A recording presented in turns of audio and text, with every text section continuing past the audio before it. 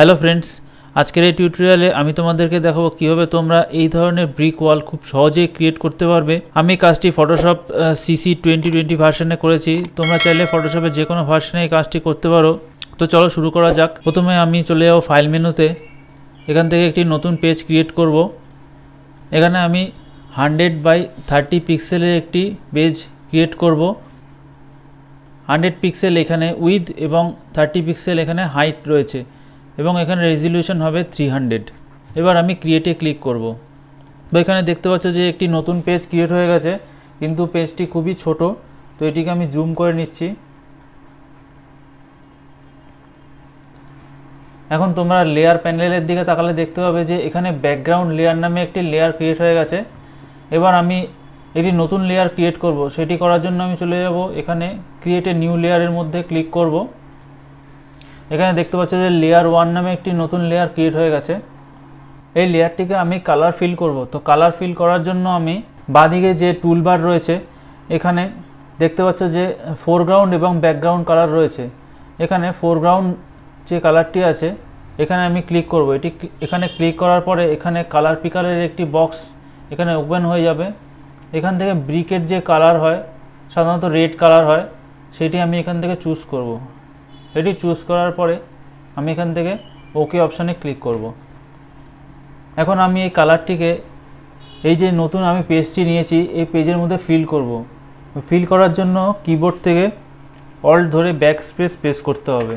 তো তোমরা দেখতে পাচ্ছ যে এখানে আমার এই পেজটি কালার ফিল হয়ে গেছে। এখানে আমি যে নতুন লেয়ারটি নিয়েছিলাম এই লেয়ারটি সিলেক্ট ছিল, তাই এই লেয়ার 1-এ এই কালারটি ফিল হয়ে গেছে। এবার আমি এই পেজটিকে ট্রান্সফর্ম করব। ট্রান্সফর্ম করার জন্য কিবোর্ড থেকে Ctrl+T প্রেস করব।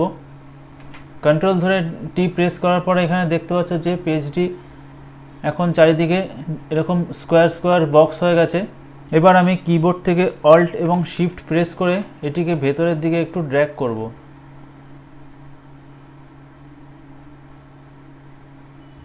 এটি ট্রান্সফর্ম করা হয়ে গেলে আমি এন্টার কি প্রেস করব।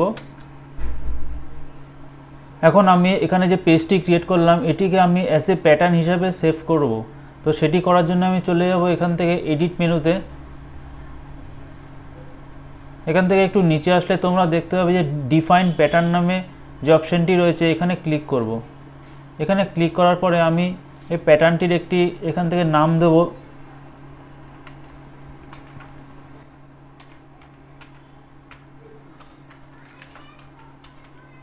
এখানে ব্রিক ওয়াল নামে আমি একটি নতুন প্যাটার্ন নেম দিলাম।